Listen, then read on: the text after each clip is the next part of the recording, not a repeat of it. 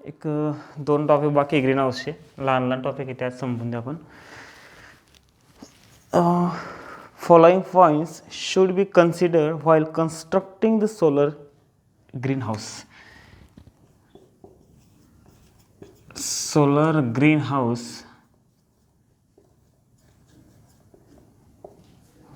construction.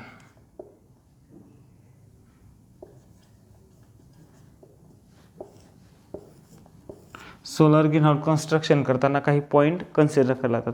त्याच्यात first point आहे orientation.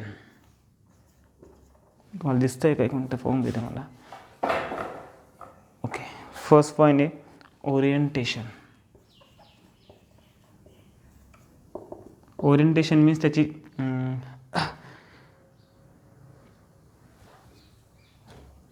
त्याला कसं ठेवलं जाईल, कसं बनवलं जाईल, कोणत्या साईडला वॉल असेल का, कोणत्या साईडला काय असेल किंवा कोणत्या साईडवर काय पेंट केलं असेल, मीन्स त्याचं स्ट्रक्चर कसं साऊथ वेस्ट असेल का नॉर्थकडे असेल, त्याचे डायरेक्शन कसं असेल, त्याला ओरिएंटेशन म्हणू आपण. ओके,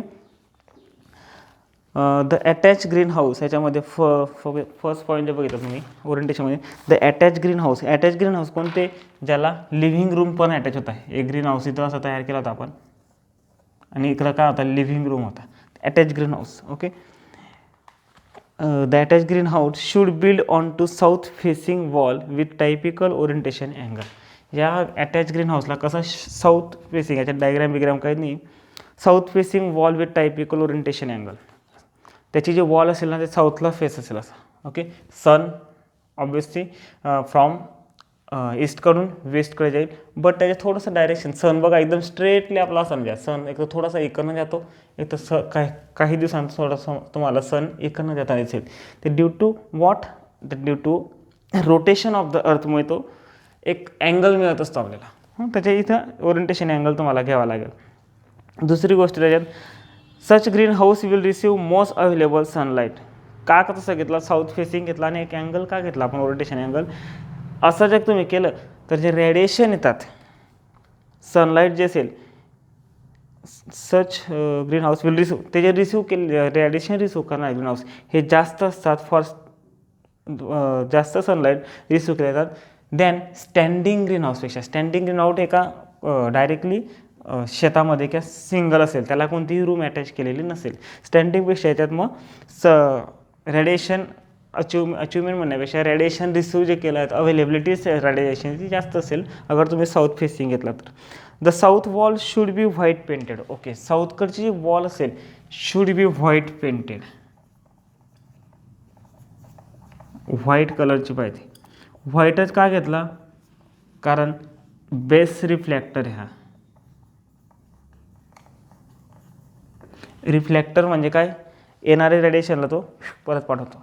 तर तुम्ही सपोज व्हाईट वॉल यूज केली, याच्यावर जे रेडिएशन आले ते बेस रिफ्लॅक्टर तर ॲब्सॉर्ब न करता काय करतो? रेडिएशन डायरेक्टली प्लांटवर पाठवून देईल. रेडिएशन डायरेक्टली कुठं पाठवतो? प्लांटवर पाठवून देईल. दुसरी, okay, and so as reflect extra heat, म्हणजे हीट पण रेडिएशन पाठव म्हणजे हीट पण पाठवत होतो. Okay, sometimes south walls should be black paint. काही वेळेस पण याला ब्लॅक कलर पण यूज करता, एक तर ब्लॅक असेल एक तर व्हाईट असेल, समटाईम ब्लॅक पेंट यूज करतो आपण. व्हाय? का? Because black colour is good absorber. म्हणजे काय? गुड ॲब्सॉर्बर म्हणजे काय? येणारी पूर्ण हीट तो ॲब्सॉर्ब करून घेईल आणि तो काय करेल? ॲब्सॉर्ब केले म्हणजे तो स्टोअर करून घेईल. तो आपल्याला रात्रीच्या टायमाला परत तेच हीट डिस्ट्रीब्युशन होईल पूर्ण, त्याची डिस्ट्रीब्युशन होईल पूर्ण ग्रीन हाऊसमध्ये आणि एक टेम्परेचर रेंज मेंटेन केली जाईल. Okay, maximum heat as per requirement, जेवढी रिक्वायरमेंट असेल तेवढी हीट ॲब्सॉर्ब करू शकतो ब्लॅक कलर एवढं. ओके, काही वेळेस व्हाईट यूज करायचं. व्हाईट काय यूज करायचं? रिफ्लेक्शन करण्यासाठी, येणारी हीट रिफ्लेक्शन केली. एंड वॉल्स, याच्यानंतर जे सेकंड पॉईंट असेल ओरिएंटेशन नंतर एंड वॉल्स.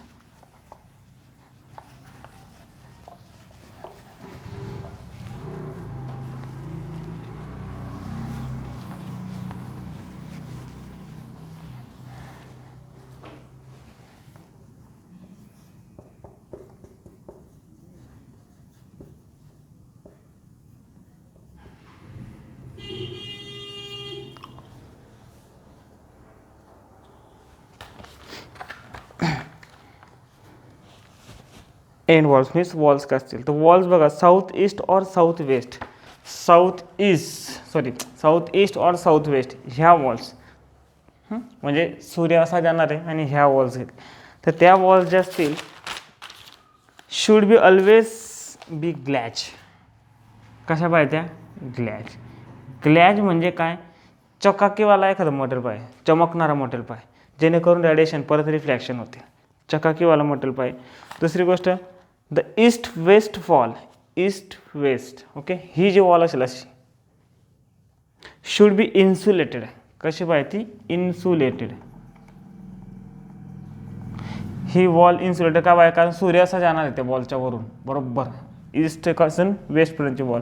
मग सूर्य असा जाणार तर त्याला रिफ्लेक्शनची गरज नाही कारण त्याच्यावर असे रेडिएशन येणार नाही. रेडिएशन ह्या साईडने ते वरून अशी असेल बरोबर ती आणि सूर्य अशी वॉल असेल आणि असं सन जाणार आहे. सन ज्यावेळेस असा मुवमेंट असेल सनची, सन ॲक्च्युली सनची मुवमेंट नसते, अर्थची मुवमेंटमध्ये तुम्हाला सनची मुवमेंट दिसते. पण सनची मुवमेंट असे असेल त्याचं रेडिएशन तर असे असतील डायरेक्ट याच्यावर साऊथ वॉल आणि त्याच्यावर असतील. याच्यावर इथं रेडिएशन येणार नाही, याच्यावर रेडिएशन येणार नाही तर रिफ्लेक्शनचं काही पॉईंटच नाही की याला तुम्हाला व्हाईट कलर द्यायचा की ब्लॅक कलर काय. But this is insulated. Insulated का पाहिजे कारण ग्रीन हाऊसमधलं टेम्परेचर जी हीट आहे ती आउटसाईड जायला नको. ज्यावेळेस बाहेरचं टेम्परेचर कमी असेल आउटसाईड ग्रीन हाऊसच्या बाहेर विंटर असेल सपोज विंटरच्या सीजनमध्ये बाहेरचं टेम्परेचर कमी असतं मग त्यावेळेस ग्रीन हाऊस टेम्परेचर मेंटेन करायचं असेल. इन्सुलेटर जर नाही राहिलं तर काय होईल त्या वॉलमधून कंडक्ट होईल हीट आणि ती बाहेरच्या येईल. पण इन्सुलेटेड असेल तर जो बॉक्स असेल बॉक्स मीन्स जो ग्रीन हाऊस असेल त्याच्यामधली हीट ही आउटसाईडने जाणार तिथल्या तिथंच फिरत राहील ओके आणि असं टेम्परेचर एक मेंटेन केलं जाईल. त्याच्यानंतर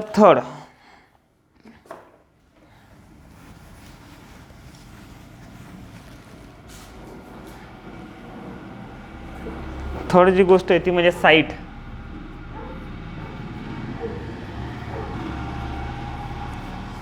काय third thing site the proper site म्हणजे काय कोणत्या लोकेशनवर तुम्ही ग्रीन हाऊस कन्स्ट्रक्ट करणार, तुम्ही कोणत्या लोकेशनवर ग्रीन हाऊस तुम्ही बनवणार आहेत ती साईट ओके. साईट बहुत इम्पॉर्टंट बात आहे. The proper site for construction the solar green house is necessary to get maximum solar gain. What अशा साईटवर आपल्याला ते बनवायचे असं नाही होणार तुम्ही काय करणार एखादं मोठं ट्री असेल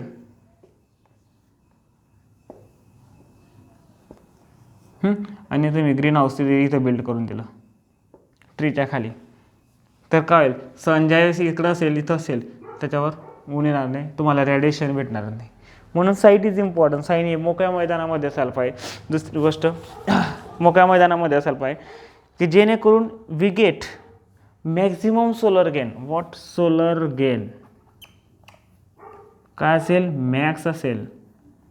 what is mean by gain solar gain maximum म्हणजे गेन म्हणजे काय तर गेन म्हणजे तुम्ही हा इलेक्ट्रॉनिक्समध्ये आपण ऐकला असेल आवड इनपुट गेन आउटपुट गेन ऐकला नसेल तर ओपॅम चॅप्टर जे ऑपरेशनल ॲम्प्लिफायर टी बेसिस तुम्हाला चॅप्टर आहे त्याच्यावर तुम्हाला ऐकायला मिळणार आहे. Output gain input gain. Gain म्हणजे काय input power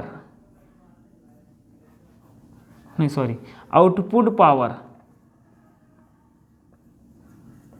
upon input power रेशोच होतो की तुम्ही किती इनपुट दिल्यावर किती आउटपुट मिळालं म्हणजे gain actually okay. Look at this green हाऊसमध्ये इनपुट काय सोलर रेडिएशन आहेत ओके आणि आउटपुट काय हीट आहे ओके. तर सोलर गेन मॅक्झिमम म्हणजे काय की जेवढे रेडिएशन आले त्याच्या कम्पेअरमध्ये आउटपुट एकदम कन्सिडरेबल असायला पाहिजे. जेवढा सोलर गेन जास्त असेल तेवढं आउटपुट जास्त बघा कारण gain is directly proportional to the output. Output जेवढं वाढत जाईल तेवढा गेन जास्त असेल म्हणजे याचा अर्थ काय की मॅक्झिमम आउटपुट मिळायला पाहिजे. अशा ठिकाणी तुम्हाला ह्या साईट सोलर साईट म्हणतात solar green house effect construct करायचे okay. It necessary to understand the path of sun in the sky at that place okay. बघा मी आधी एवढ्यात मी बोललो एक गोष्ट की सन भले आपण असं म्हणतो की ईस्टपासून उगवतो okay and sunrise from the ईस्टपासून होते आणि सनसेट कुठं होतो तर वेस्टमध्ये. बट तुम्ही तुम्ही ऑब्झर्वेशन करा की सन असा एकदम स्ट्रेट लाईन ईस्टमधून वेस्टकडे जातो का ईस्टकडून वेस्टकडे जातो का नाही. तो थोडासा इकडनं जाईल कधी थोडासा इकडनं येतो. काही दिवसानंतर तुम्हाला इकडे दिसेल तर काही दिवसानंतर तुम्हाला इकडे दिसतो. तर तेही तुम्हाला कन्सिडर करायचे की तुमची जी साईट असेल तिथं सन सनच्या पाथ कुठं आहे, तर बरोबर एकदम वरून आहे का इकडनं आहे का इकडनं, ते बी तुम्हाला कन्सिडर करावं लागेल. Also local weather condition data should be analysis so that maximum heat gain at that place. Local weather म्हणजे तुम्ही ज्या जागेवर बनवणार तिथला वेदरचा डाटा तुम्हाला माहीत पाहिजे की तिथे जास्तीत जास्त पाऊस पडतो का कमी पाऊस असतो का कायम जास्त ऊन असेल. जसं तुम्ही पांडिचेरीमध्ये गेलात तर जगातला सर्वात जास्त पाऊस ज्या रेट असेल तो आपला इथं भारतातला पांडिचेरी या भागात आहे. पूर्ण वर्ल्डमध्ये सर्वात जास्त पाऊस तिथं पडतो. मग तिथं जास्त वेळ पाऊस असतो. पाऊस असेल म्हणजे ढगाळ वातावरण जास्त वेळ असतं, सूर्य जास्त वेळ नसेल तिथं, सन नसेल. ह्या गोष्टींचा विचार करा. तुम्ही राजस्थानमध्ये घ्या तर तुम्हाला अवेलेबिलिटी सनची खूप जास्त वेळ असेल, तिथं पाऊस कमी राहतो ऑब्व्हियसली, जास्तीत जास्त ऊन असेल आणि ऊन पण ते टेम्परेचर जास्त असतं. तर तुम्हाला ह्या गोष्टींच्या पण कन्सिडरेशन करायचे तुम्हाला, म्हणजे कन्स्ट्रक्ट करणाऱ्याला. आणि तुम्ही उद्या उठून कन्स्ट्रक्ट नका करता, गरज असेल तर करू शकता. तर तेही आपल्याला एक मॅक्झिमम गेनसाठी तो डाटा कामात येणार आहे. This wall also requirement of storage and insulation. Okay, next येतं ग्लॅझिंग.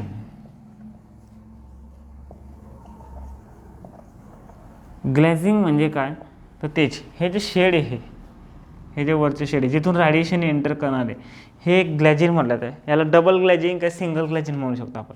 काही ग्रीन हाऊसमध्ये डबल ग्लॅझिंग असेल तर काही सिंगल. डबल ग्लॅझिंग म्हणजे ते डबल दाखवलेत मी, मीन्स डबल कव्हर असतात. हे कसे पाहिजेत आपल्याला, तर हे पाहिजे आपल्याला ट्रान्सपरंट. कसे पाहिजे, ट्रान्सपरंट. ट्रान्सपरंट व्हाय, त्याच वेळेस रेडिएशन एंटर करते. अँड मॅक्स टाईम काही ग्रीन हाऊस बघा इन्सुलेटिंग पाहिजे. मॅक्स टाईम म्हणजे ग्रीन हाऊसचे ग्लॅझिंग हे इन्सुलेटिंग मटेरियलच बनलेलं पाहिजे.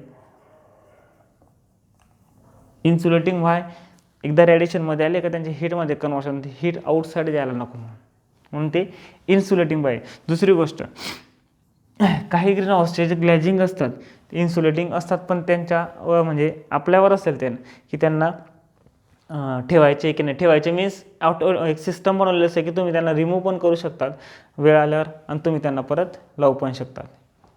ओके, ज्यावेळेस असं वाटतं की ग्रीन हाऊसमध्ये तुम्ही गेलं तुम्हाला कळतं आहे, तुमचे मेजरमेंट सांगता की टेम्परेचर खूप जास्त झालं आहे, एवढं टेम्परेचर लागणार नाही, त्यावेळेस तुम्ही ते इन्सुलेटिंग वॉल जी इन्सुलेटिंग ग्लॅझिंग जे असेल ती रिमूव्ह करून घ्या. हीट आउटसाईडच्या लेवल टेम्परेचर डिक्रीज होऊन जाईल. Okay, glass is a most widely use material for this. Glass use करतो आपण, ट्रान्सपरंट बोललो मी म्हणून ग्लास हा एक मोस्ट वाईडली यूज मटेरियल आहे. ओके, फायबर ग्लास, पॉलिथिन अशा 2-3 गोष्टी दिल्या आहेत, 2-3 मटेरियल ते पण आपण तिथं यूज करू शकतो. त्याच्यानंतर येतं व्हेंटिलेशन. व्हेंटिलेशन आहे ना, ओके, व्हेंटिलेशन. ते व्हेंटिलेशन म्हणजे काय, व्हेंटिलेशन म्हणजे हवा ही खेळतेच आला पाहिजे असं म्हटलं आहे. आपण म्हणतो ना घरात अरे खूप व्हेंटिलेशनचा त्रास होतो, ज्यावेळेस आपल्यावर दबाव येत असतो, आपल्याला श्वास घ्यायला दबाव येत असतो, त्यावेळेस आपण म्हणतो की व्हेंटिलेशनचा त्रास होतो आहे, हवा येत जायला पाहिजे. तर ग्रीन हाऊसमध्ये प्रत्येक आवरनंतर एअर एक्सचेंज केलं ते विथ एन्व्हायरमेंट. मीन्स जी एअर असेल ती काढून फ्रेश एअर एंटर केली आहे. मग याला काढण्यासाठी काय प्रोसेस आहे, तर बघा सपोज हे ग्रीन हाऊस आहे, बॉक्स घेतो आहे मी, तर बॉक्सच्या असं खालूनमधून काय ही अर्थ सरफेस आहे, इथून एक पाईप केलेला असतो असा जो ग्रीन हाऊसच्या आउटसाईडला निघतो. ओके, त्याचं एक हेवी दिलं आहे, किती खाली असेल तो 2.5 मीटर ते 3 मीटर. हे जे डिस्टन्स असेल हे 2.5 to 3 मीटर एवढं खाली असेल आणि त्याच्यातून हवा काढून परत हवा टाकली. ते व्हाय, याला जमिनीमधूनच का घेतलं, कारण ज्यावेळेस एअर इकडनं एक फोर्स मोटर लावली असेल, त्या मोटरच्या सहाय्याने ती एअर एक्सचेंज केली जाते. ज्यावेळेस एअर इकडनं जाते त्यावेळेस काय हीट जे असेल, हीट काय वरच्या साईडला जाते आणि एअर इथून पास होताना.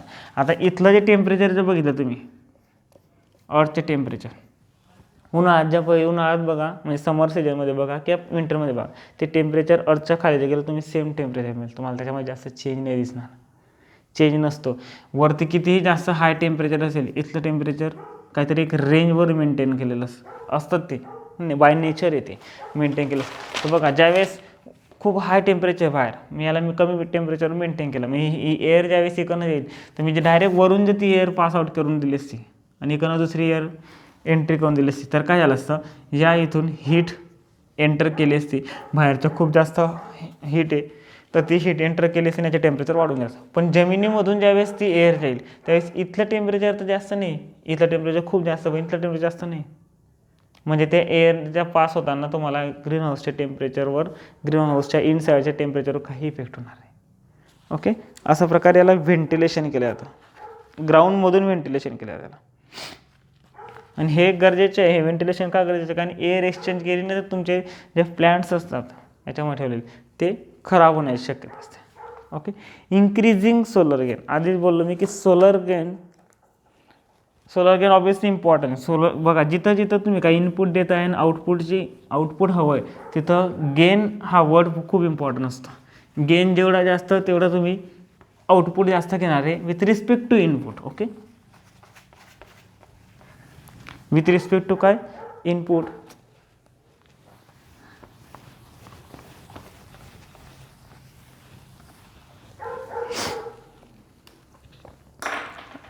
आता नेक्स्ट आहे इन्क्रीजिंग, 1 मिनिट,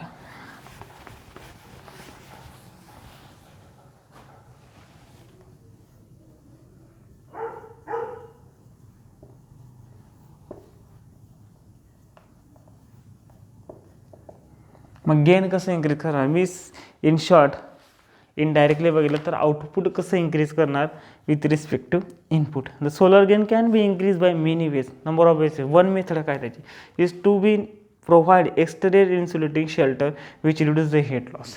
ज्यावेळेस आपण हे बनवले असेल, ग्रीन हाऊस बनवले, त्याला एक एक्सटर्नल शेल्टर द्यावं लागतं. शेल्टर दिल्यामुळे काय होईल, इन्सुलेटिंग शेल्टर असेल ते. ओके, इन्सुलेटिंग शेल्टर दिल्यामुळे काय होईल, हीट आउटसाईड जाणार नाही. म्हणजेच काय, हीट लॉस कमी होईल. म्हणजेच काय, आउटपुट जे मिळालं तुम्हाला त्याचा लॉस डिक्रीज होऊन जाईल. ओके, आउटपुटचा लॉस डिक्रीज झाला म्हणजे जेवढं तुम्हाला आउटपुट तुम्ही जास्तीत जास्त तुमच्यासाठी ते अवेलेबल असेल फॉर यूज. दुसरा काय, the solar gain can also be increase by back side surface of greenhouse is silver with reflective substance which act as a booster mirror and hence can increase the solar gain. Okay, back साईडच्या जे surface असेल solar ग्रीनहाऊसच्या त्याला सिल्वरने paint करायच्या, त्या silver मटेरियलने त्याला तयार करायचं की ते जेव्हा कोणतं रिफ्लॅक्ट करत राहील, त्याच्याकडे येणार हीट तो रिफ्लॅक्ट करत राहील, रेडिएशन येणार तो मध्ये रिफ्लॅक्ट करेल परत ग्रीनहाऊसमध्ये, आणि त्याच्या ऑब्व्हियसली रिफ्लॅक्ट करतोय, मिररचं काम करत राहतो. मिरर तुम्ही उन्हामध्ये ठेवा, रिफ्लॅक्शन गोड देत होते. मग ते रिफ्लॅक्शनमुळे काय, जेवढे रेडिएशन आहे सर्व ग्रीनहाऊसच्या इफेक्टमध्ये ग्रीनहाऊसमध्येच डिस्ट्रीब्यूट होतील. किंवा फ्रेम ऑफ साऊथ वॉल जे असेल, जी साऊथकडची जे डायरेक्शन आहे, can also be coated with the highly reflecting white paint so reflect solar radiation into greenhouse. ते बी त्याचं पण सेम काम आहे. साऊथ व्हील जे असेल, साऊथ वॉल जे असेल ती व्हाईट कलरने पेंट करायची. उसके बाद आता आहे, ह्या किती नंबरचा होता, इट मे बी 6 नंबरचा होता, आता आला 7 नंबर. 4 मार्क्सचा, मला वाटतं 4 किंवा 6 मार्क्सला हा क्वेश्चन मला वाटतं यायलाच पाहिजे, फिक्स असेल हा क्वेश्चन. आणि लास्ट आहे ही स्टोरेज.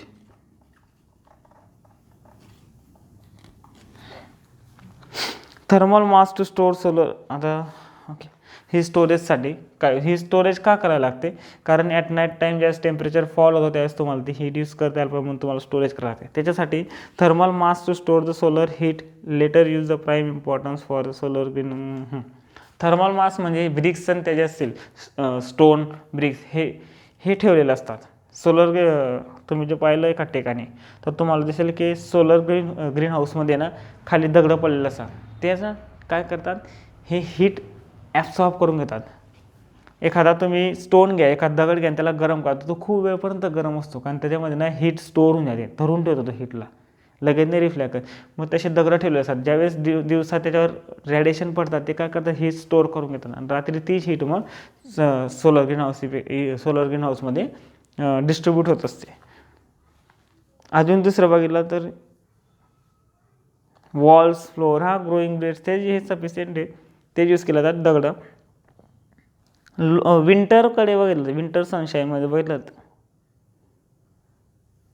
तर ते काय करतात, विंटर ग्रीन हाऊस असेल समजा, विंटर म्हणजे हिवाळ्यात लावलेला ग्रीन हाऊस किंवा ज्यावेळेस टेम्परेचर आउटसाईड कमी असेल त्यावेळेस लावलेला, तर ते काय करतात, एक पाण्याचे स्टोरेज म्हणजे एक भांडं बनवलेलं असतं त्याच्यात पाणी ठेवलेलं असतं. ज्यावेळेस रॅडिएशन येतात तर पाण्यामध्ये रॅडिएशन पाण्यावर पडतात आणि ते पाणी काय होतं, गरम होतं. पाणी काय होतं, गरम होतं. गरम होतं म्हणजे काय, त्याच्यामध्ये हीट ॲब्सॉर्ब करून गेली असते, मग ती हीट परत रात्री यूज केली जाते. हे 5-6 पॉईंट होते जे कन्स्ट्रक्शनच्या वेळेस आपल्याला इम्पॉर्टंट आहेत. ओके, आता नेक्स्ट टॉपिक आहे सोलर डिस्टिलेशन. सोलर डिस्टिलेशन म्हणजे काय, तर वॉटरला प्युअर बनवणे. सोलर डिस्टिलेशन म्हणजे काय, वॉटरला प्युअर करणे, फिल्टर वॉटर बनवणे समजा.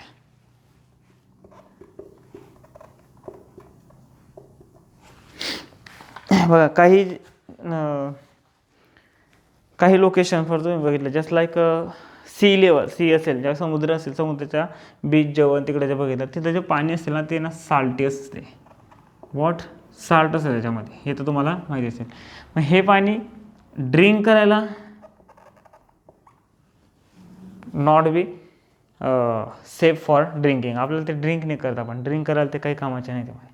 ओके, मग तिथं कमी पाणी अवेलेबल असतं, ड्रिंकिंग वॉटर म्हणून जे वॉटर आहे ना ते कमी अवेलेबल असेल. मग अशा वेळेस आपल्याला ड्रिंक करायला वॉटर, जास्ती लोक असतील तर आपल्याला ड्रिंक करण्यासाठी वॉटर जास्त लागतं.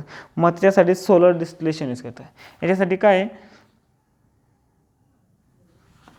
ते लोकांना जे ड्रिंकिंग वॉटर पोचवण्यासाठी ते एक सोलर डिस्टिलेशन एक कन्सेप्ट आहे. कन्सेप्ट म्हणण्यापेक्षा एक हा एक प्रोसेस आहे, त्याच्याने वॉटरला डिस्टिल केलं जातं. साल्ट, त्याच्यातून साल्ट ही रिमूव्ह केली जाते आणि फक्त प्युअर वॉटर हे ड्रिंकसाठी अवेलेबल केलं जातं. एक बेसिन टाईप सोलर डिस्टिलेशन करण्याच्या सिस्टम बघू आपण. डायग्राम करतो मी आधी.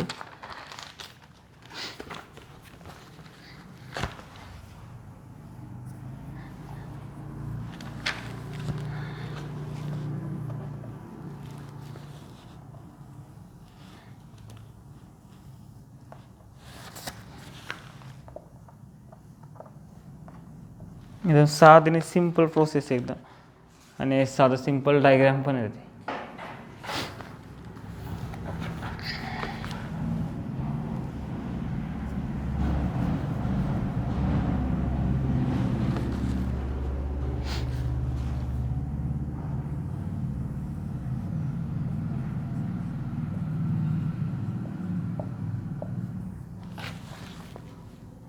इन्सुलेशन,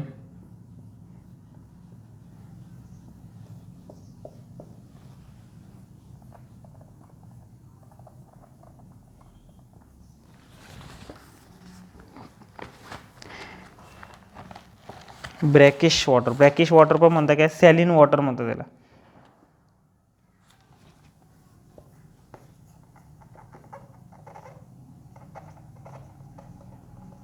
सॅलिन वॉटर का सॅलिन पूल म्हणा. This is transparent cover.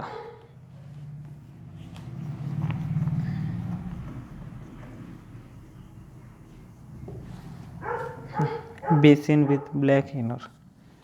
This is basin.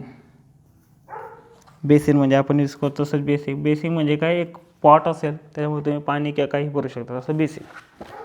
आणि कंडेन्सेट चॅनल, हे जे चॅनल आहेत हे इकडं पण हे काय कंडेन्सेट चॅनल.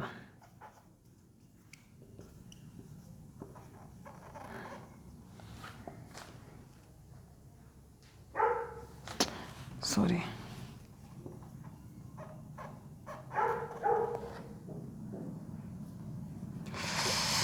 काय होतं कंडेन्सेट चॅनल. ओके, हा काय basin type solar distillation plant आहे समजा एक. Okay, it consist a basin link with a black, हा ओके, या ब्लॅक याला कनेक्ट येतो. Black impures material which contains saline water. हे जे की impures material which contains saline water.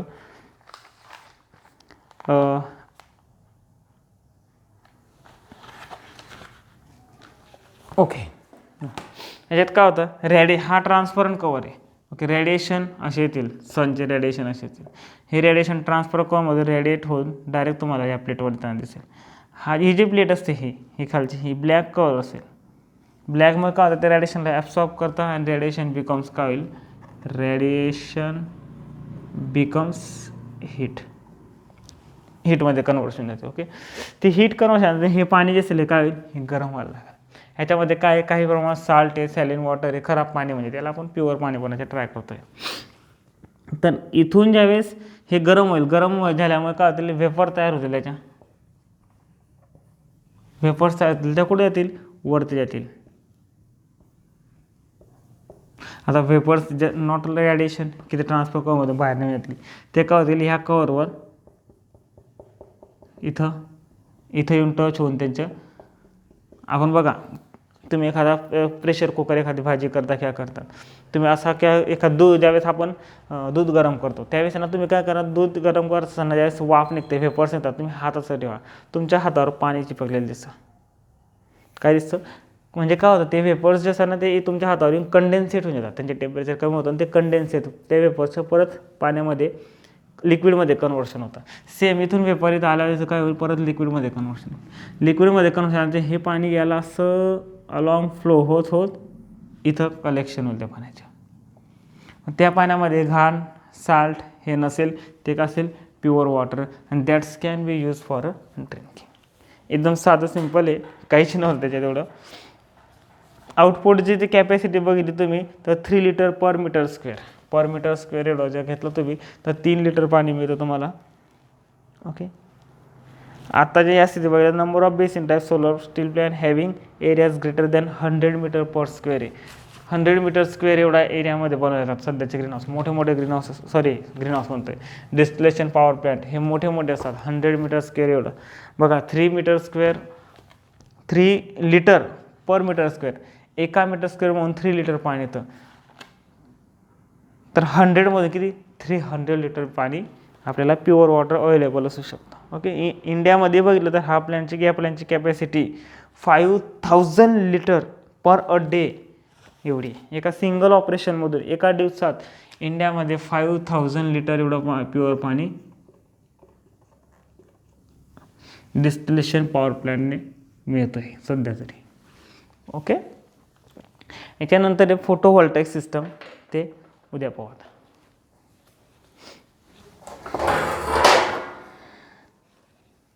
एकदम साधा म्हणा, एकदम सिम्पल सब्जेक्ट आहे आपला, पूर्ण थिअरॉटिकल सब्जेक्ट आहे. डायग्राम काढा आणि 5 पॉईंट आहे. नोट्स काढताना बघा, मी जी नोट्स देतो ऑब्व्हियसली ते बुकमधून दिलेलं आहे मी, त्याला अजून तुम्ही शॉर्ट करू शकता, स्वतः लिहा. माझं हे म्हणणं आहे की तुम्ही नोट्स मागता त्यावेळेस नोट्स मागायलाच नको कोणी. तुम्ही स्वतः ज्यावेळेस नोट्स काढता तेवढं आपलं ग्रोईंग होतं, आपलं डोकं ग्रो होतं, तेवढं आपलं माइंड तेवढं चालायला लागतं. टेक्स्टबुकमधून नोट्स काढायला काय वेळ लागतो, काही नाही. तुम्हाला जे पॉईंट वाटतात की इम्पॉर्टन्स ते लिहायचे राहतात नोटबुकमध्ये. तुम्ही स्वतः एकदा लिहा आणि त्याला 2दा वाचा, संपली गोष्ट. आणि याच्यात तर काय बघा, आधी डायग्राम काढा, खाली 5-7 ओळी पण लिहिल्या तुम्ही तरी तुम्हाला मार्क्स फुल भेटेल. कारण डायग्राम इम्पॉर्टंट, डायग्रामला एक्सप्लेन केलेलं पाहिजे. खूप भरायचं आहे पेपर, असं काही नाही.